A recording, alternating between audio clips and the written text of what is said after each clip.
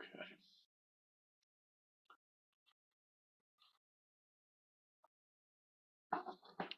And bowing to you all once again here on the 28th of September, just for the record, 2022.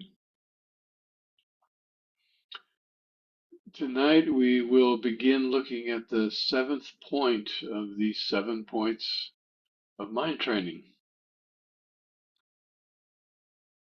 And I'm not sure how many sessions we'll spend on this, but we're coming to the close of our now more than a year-long investigation into this wonderful, practical, and very deep text. Um,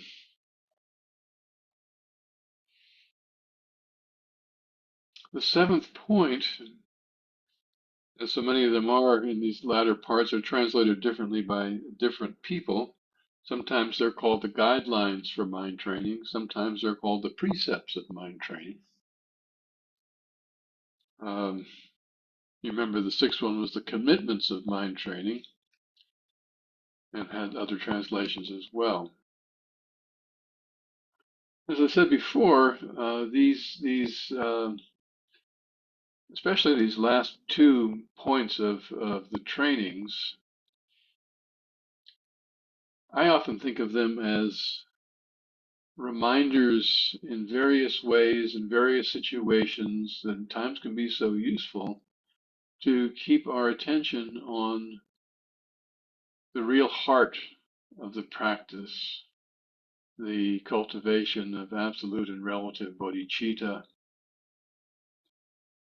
and as a part of that, taking adversity as the path.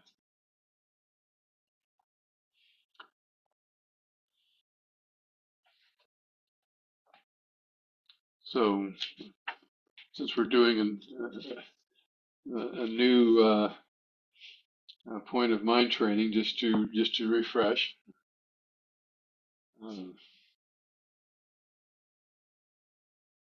the preliminary practices remain as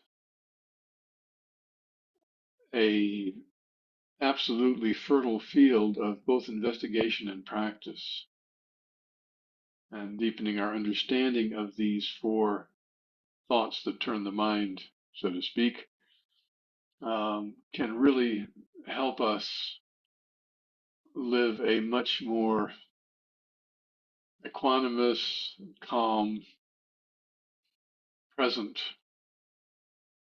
life than if we forget about them and let them go. Um, so keeping in mind that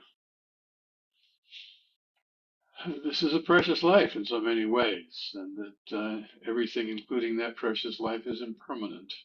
Things change all the time, and ultimately that insight takes us into the idea, again a concept, but nonetheless an important one, that there is nothing that is static. There are no nouns, so to speak, just the slow verbs that we all are. That everything is being affected by all that arises within it and around it. And in fact, the causes and conditions are what we actually see, including when we look at ourselves. So important to remember. It really takes the sting out of both the blaming of others and the blaming of self to recognize that what we're experiencing is just a natural outcome of, for our own situation, our genes, our upbringing, etc., etc. We've talked about so many times before. Um, so the impermanence, the causes and conditions, and finally that chase it as we may. Um, comfort, wealth, good name, good fortune, praise, and so forth. Even if we get these things, they will ultimately not be satisfying.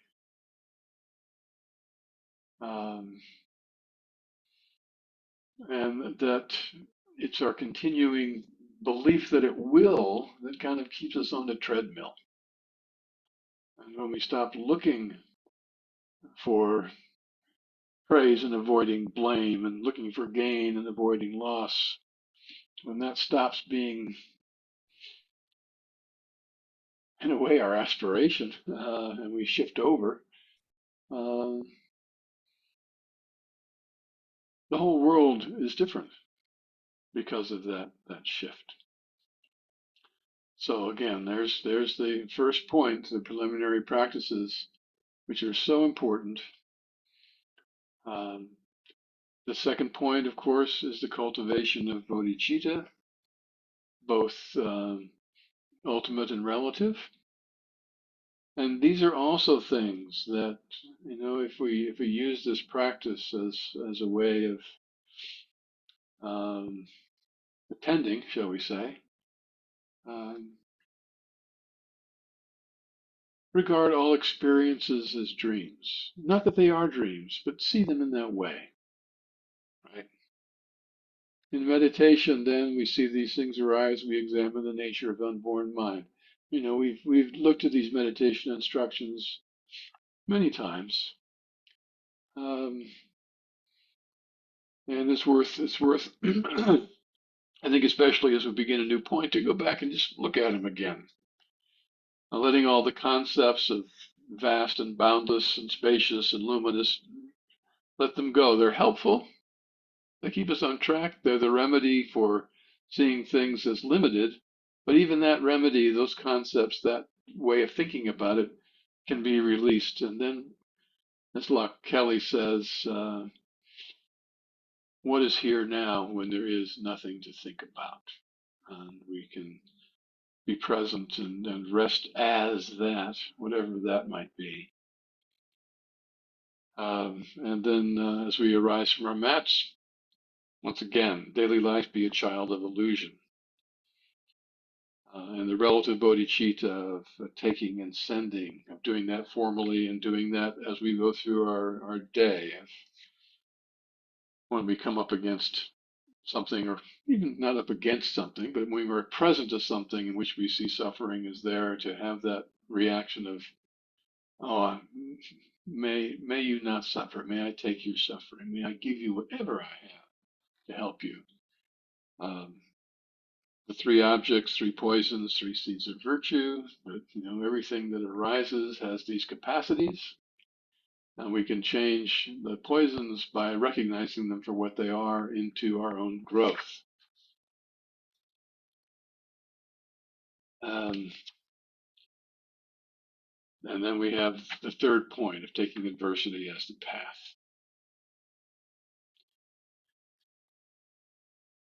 Just that concept, which is so simple and so not easy, it's radical. That we are moving toward what we normally move away from, that we're taking as the path, the thing that we don't even want to get near.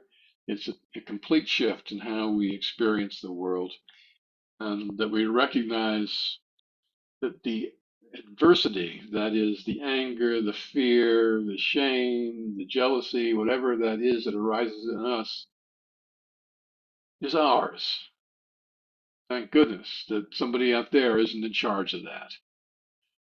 So we, quote, roll all blame, if you want to call it that, into one, that we see the roots of all these things are not out there. They're in here. And that's where we look. That's where transformation occurs.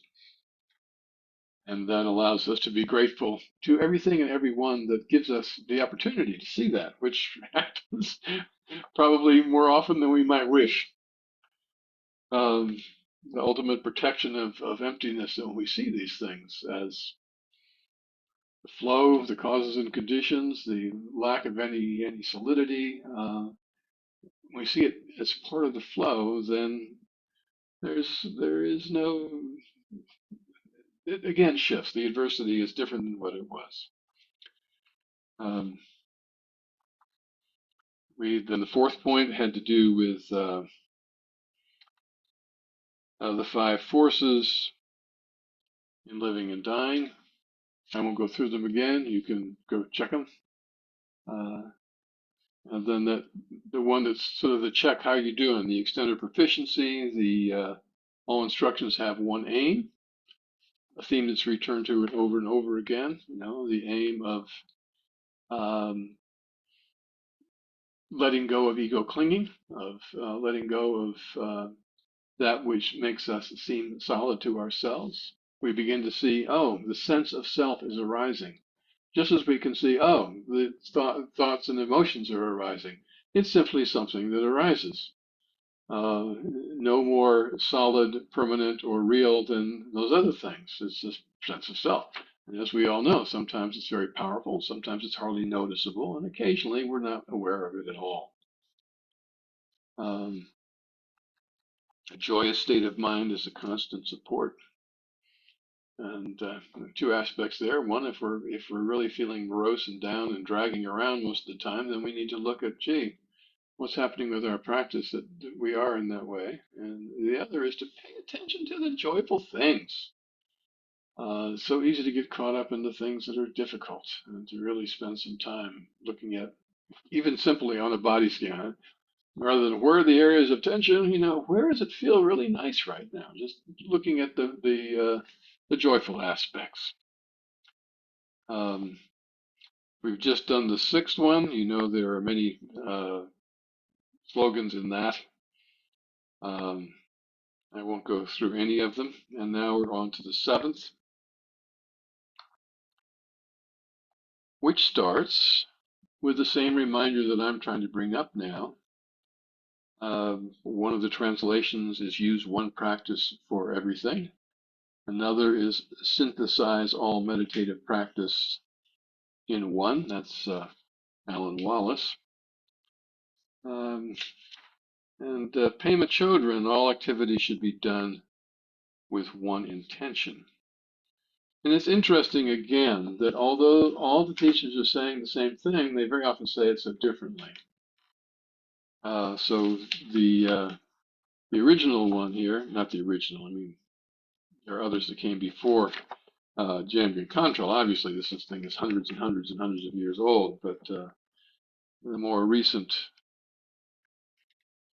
older one, so to speak. Let me see if I can find it here. Use one practice for everything, he says. Continue practice into everyday life with a single meditation, which is always keeping in mind the intention to help others in all activities, eating, dressing, sleeping, walking, or sitting. That's all he says for that slogan. That's it. Your meditation is keeping in mind the intention to help others all the time. Pema Chodron says it this way. All activities should be done with one intention. This one intention is to awaken bodhicitta, awaken the heart. We could say all activity should be done with the intention of communicating. I thought that was an interesting thing for her to say. She says, this is a practical suggestion. All activities should be done with the intention of speaking so that another person can hear you, rather than using words that cause the barriers to go up and the ears to close. In this process, we also learn how to listen and how to look. So she focused in on one particular aspect of all activities that should be done with this one intention, and specifically in relationship and specifically in communication, where so much of life is for most of us. And then she continues, there is an extremely pointed slogan that goes along with all activity should be done with one intention. And that one is always meditate on whatever provokes resentment. So the 39th slogan is all activity should be done with one intention. And 10 later, the 49th is always meditate on whatever provokes resentment. Instead of the resentment being an obstacle, it's a reminder. Feeling irritated, restless, afraid, and hopeless is a reminder to listen more carefully. It's a reminder to stop talking, watch, and listen. It's a reminder to use Tonglen practice to allow some space. For example, you hate this person who is standing in front of you. You just wanted to help a hungry person get food, and then you find yourself talking to the enemy, a bureaucrat, a politician, them. All you do is get more and more angry at them, so nothing happens. They grow more stubborn, you grow more furious and polarized, and the sense of a huge me versus a huge them increases. If we really want to communicate, this is a couple of paragraphs later, we have to give up knowing what to do. We come in with our agendas. They only block us from seeing the person in front of us. It's best to drop our 5-year plans and accept the awkward sinking feeling that we are entering a situation naked. We don't know what will happen next or what we'll do. A wonderful reminder. Um, and let's just have a moment with Alan Wallace here. Synthesize all meditative practices into one, is his translation again. He says one refers to the 7-point mind training. So one person is saying you want to help everyone. One person is saying, how did she put it? Very similar. Cultivate bodhicitta. He says this is to synthesize all meditative practices into the 7-point mind training. Whatever happens, he says, use the mind training to transform your experience into the 2 bodhicittas. So he goes directly where Pema Chodron goes as he speaks, the heart of the practice. Just as it is possible to reduce the spiritual to the mundane by letting, quote, the God fall to the level of a demon, that's one of the slogans, I believe, in the 6th point, it is possible to transform the mundane into spiritual practice. It is possible to turn grocery shopping, working, relaxing, and taking care of children into spiritual practice. Driving becomes spiritual practice by sending the wish to your fellow travelers, may you all get to your destination swiftly and safely. Instead of being irritated with traffic and wishing others get out of my way, use imagination and transform the mundane into Dharma. It is possible. So those are 3 takes on that first slogan in this section. Um,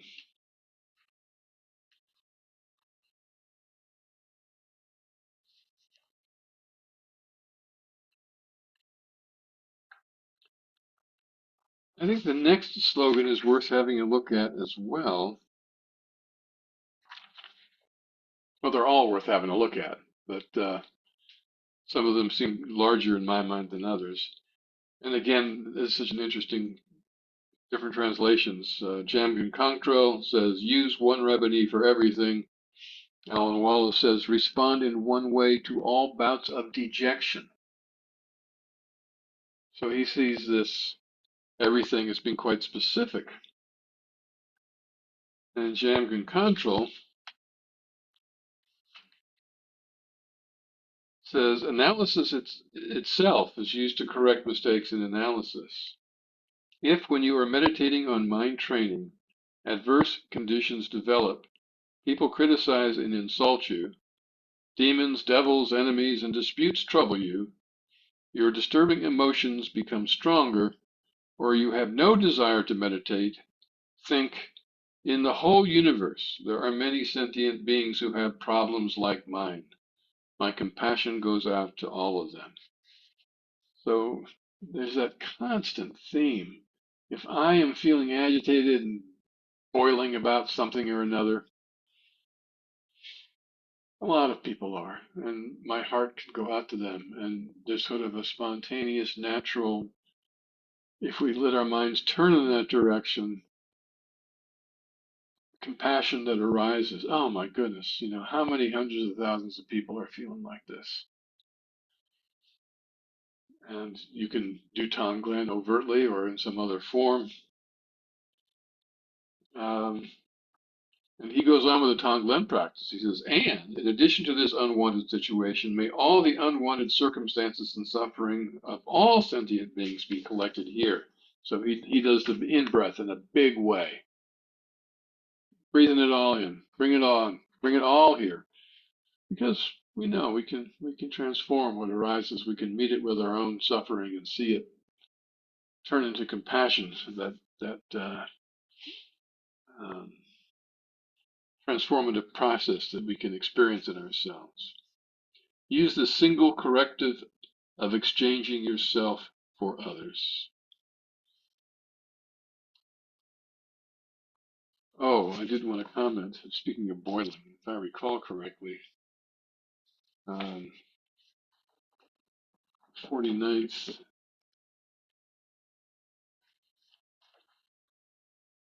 juggling books here. A little silly. Um,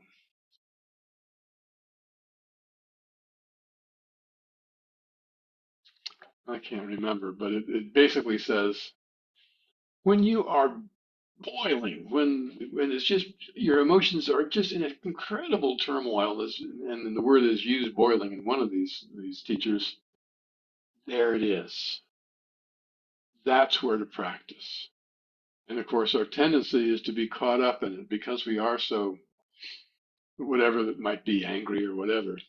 We're caught up in it and we don't think to say, oh, there it is.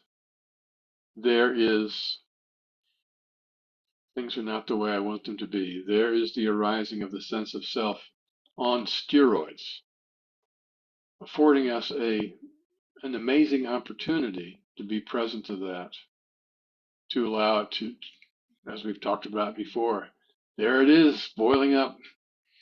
I recognize it. I accept it. One of our group has used the word companionship, experience companionship with what's arising in that way.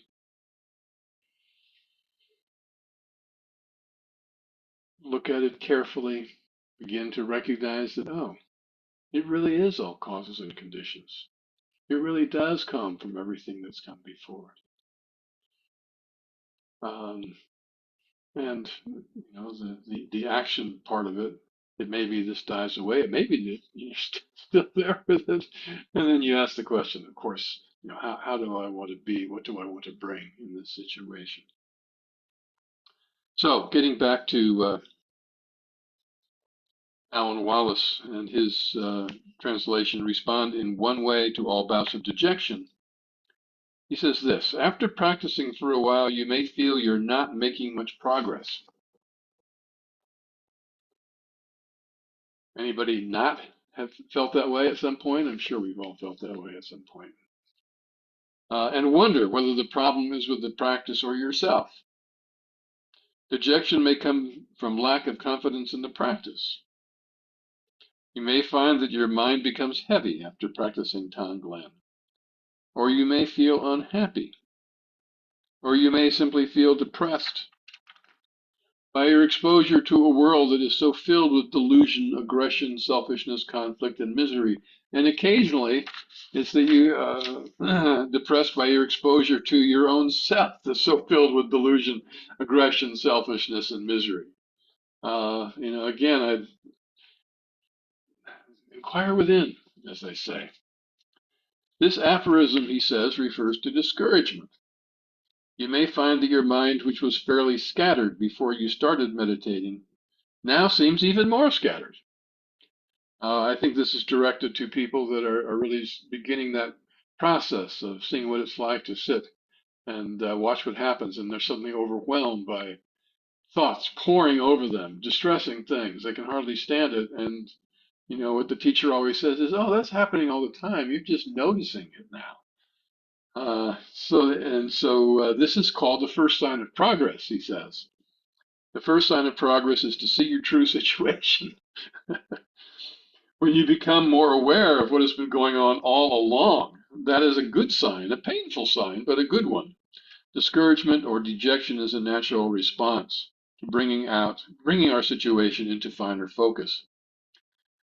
And when we experience this as beginners, of course we do, but the thing is, we continue to experience it from time to time. Isn't that true? I mean, there continue to be times when that same dynamic arises, and I'm not doing it right, or something, this practice isn't the one for me. Uh, and what we're really experiencing is a deeper layer and more of what's already there coming out. And really giving us the opportunity to do something different with it. So it continues to unfold in that way. So discouragement or dejection is a natural response to bringing our situation into finer focus. From the Buddhist viewpoint, we have had these mental afflictions for a long time, many lives, he says. I think whether you see things that way or not, it doesn't really matter. We have become accustomed to our afflictions, and it takes effort just to recognize them. Have you noticed when you've experienced defensiveness around something, and then you realize you're experiencing defensiveness around something, and it melts away, and you're willing to really look at something? It's like that. It takes a certain amount of effort even to recognize these things. For me, when my defensiveness arises, it's a signal that I am not really recognizing something that's arising for what it is, and I'm feeling the need to defend in some way. A little mindfulness bell. Occasionally, my wife rings it. Those around us can be very helpful in this. You being a little defensive there, Ken? Ah, yeah. Sure enough, I am. Then there's the shift. We can go a different way. Furthermore, afflictions will not disappear overnight or even sometimes over many years. And the thought again comes to me, I know some people don't like this particular image, but it's the eggplant issue again. We have a little green cap on top and a little stem, and that's where we live. That's what we think is us. And underneath there's this huge eggplant. And that's where the changes need to occur. So we say, oh, I see that up on the top of the eggplant. I'm going to change that. Boom. But no, there's all these causes and conditions down below. It needs to come and go and come and go. And, that's how the transformative process occurs. Um, Recognizing this, the mind training councils respond in one way. So he's getting back to the slogan again. We are in the habit of becoming deeply dejected about many concerns and have no long-term significance. These are the things he says do not have long-term significance. The person we love doesn't love us back. The great job collapsed. Our money was stolen. So many causes for despair. We fall into despair, right, left, and center. So these are the small potatoes in his mind. Unrequited love, losing a great job, being robbed, small potatoes. If you become discouraged about Dharma, at least the despair is about something that is deeply meaningful. Counteract dejection by practicing Dharma, practicing Tonglen, and reaching out to others and offering them your happiness. So he goes right back to the practice of relative bodhicitta in those situations. And Shantideva saying all the misery in the world is caused by seeking one's own pleasure and happiness, and all the happiness in the world is caused by seeking the happiness for others. Same thing, goes back to the root of it there. So I think that's a good place to stop. Having a look at those first two slogans of this seventh point. And in future talks, I won't go through every single one of them, but we'll touch on a fair number of them. So, bowing to you all once again, and I will stop the recording.